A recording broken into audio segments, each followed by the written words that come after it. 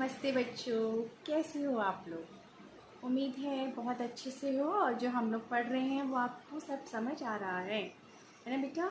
और मुझे सब्सक्राइब और लाइक भी कर रहे हैं कि सब्सक्राइब करना बहुत ज़रूरी है ताकि हमें पता चल जाए कि मैडम ने पीछे से शुरू से क्या पढ़ाया हुआ है और आगे अब मैडम क्या पढ़ाने वाली है, ठीक है ना बेटा।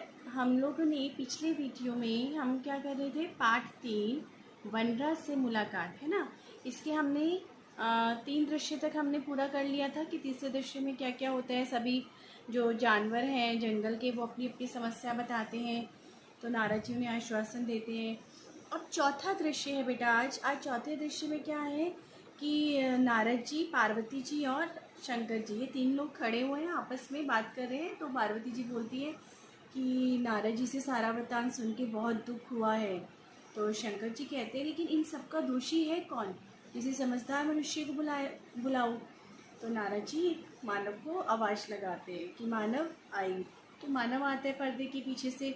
अब मानव से पूछा जाता है कि बताओ, जंगलों की अंधाधुंध कटाई तुमने क्यों की। तो मानव जवाब देता है कि मेरे मनुष्यों की संख्या बढ़ गई है, मेरे भी परिवार बढ़ गया है, तो हमें खाने पीने के लिए, वस्त्र के लिए, घर के लिए, मकान के लिए जगह चाहिए। तो मैं वन नहीं काटता तो क्या करता। इस तरह से मानव जवाब देते। अब नारद जी कहते हैं कि मानव, क्या तुम्हें पता है प्रकृति का संतुलन तो वनों से ही है। अगर वन नहीं होंगे तो प्रकृति में असंतुलन होगा, सभी प्राणी, जीव जंतु सभी में असंतुलन पैदा होगा, किसी को भी उनका खाना नहीं मिलेगा और पानी वगैरह भी दूषित होगा, हवा भी दूषित होगी।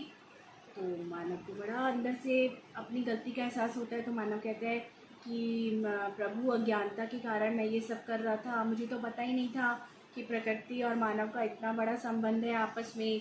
अगर हम लोग ने वन काटे हैं और उसी से जानवरों में असंतुलन हुआ है उनके वहाँ पर, और हम लोगों को जो भी ये प्रदूषण का सामना करना पड़ रहा है, या पानी की कमी है, स्वच्छ वायु की कमी है, तो मुझे तो ये सब पता ही नहीं था। अब मानव के इतने में ये जब बातें बता रहा था मानव, तो लकड़हारा आ जाता है। तो नारद जी कहते हैं देखो लकड़हारा भी आ गया। अब लकड़हारे से पूछा जाता है कि तुमने इतनी लकड़ी क्यों काटी। तो लकड़हारा भी यही जवाब देता है कि मेरा परिवार बढ़ गया था, तो मैं जंगल की लकड़ी नहीं काटता, अपना परिवार ना पालता तो क्या करता, है ना।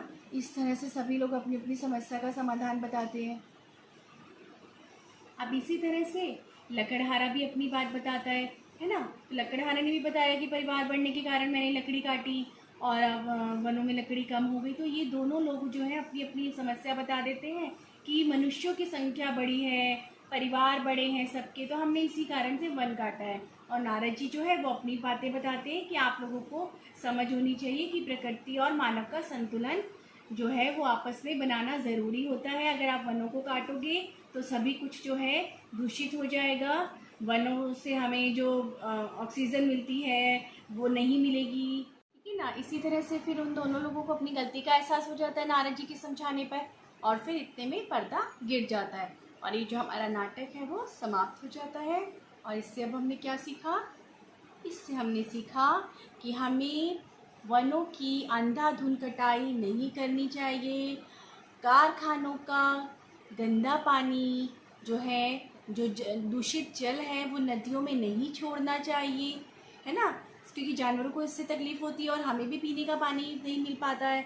तो ये सब जो हमें प्रकृति का संतुलन बनाने के लिए हमें बहुत सी बातों का बेटा ध्यान रखना होगा। अब इसके आगे जो मैं आज आपको बता रही हूँ, हमारा काम है अभ्यास कर रहे हैं पहले थोड़ा सा, और 2 प्रश्न हैं जो हमें अपने उत्तर पुस्तिका में करने हैं। साथ के साथ मैंने पिछले वीडियोस में भी कुछ प्रश्न उत्तर करवाए हैं आप लोगों को, हम वो भी करेंगे।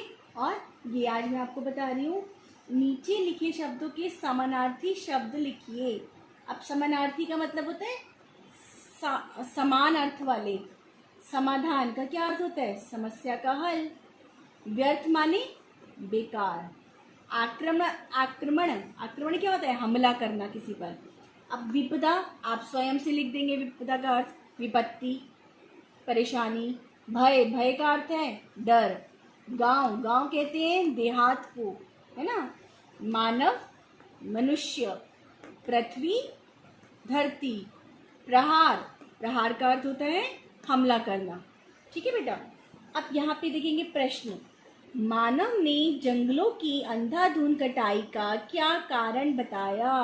अभी हमने बताया था ना, सुना था मैंने आप लोगों ने, मैं बता रही थी आपको कि मानव ने क्या कारण बताया था जंगलों के अंदर, उनकी मनुष्यों की संख्या बढ़ गई है, उन्हें रहने के लिए जगह चाहिए तो उन्होंने वन काटे, उन्हें खाने के लिए भोजन चाहिए उन्होंने वन काट दिए, है ना, वस्त्र भी चाहिए होते हैं, लेकिन वो सब अपनी ज़रूरतों के लिए जो है जंगलों को लगातार काटता रहा, फैक्ट्रियाँ बनाता रहा, मकान बनाता रहा। तो ये मानव की जो है अपनी समझ है जो उसने बताई कि मैंने इसलिए कटाई करी। अबे वनों के ना होने से क्या क्या नुकसान होंगे बेटा, इसका उत्तर जो है आप अपने अर्थ अपने वाक्यों में स्वयं से लिखेंगे। ठीक है, वनों के ना होने से क्या क्या नुकसान होंगे, मैंने आपको पूरे पाठ में अभी तक बहुत बातें समझाई हैं, आप वो स्वयं से उत्तर लिखिएगा और मुझे बताइएगा वनों से आपको क्या क्या लाभ होते हैं, या अगर वन नहीं होंगे तो आपको क्या क्या हानियाँ हो सकती है। ठीक है, स्वयं से लिखिएगा। नमस्ते।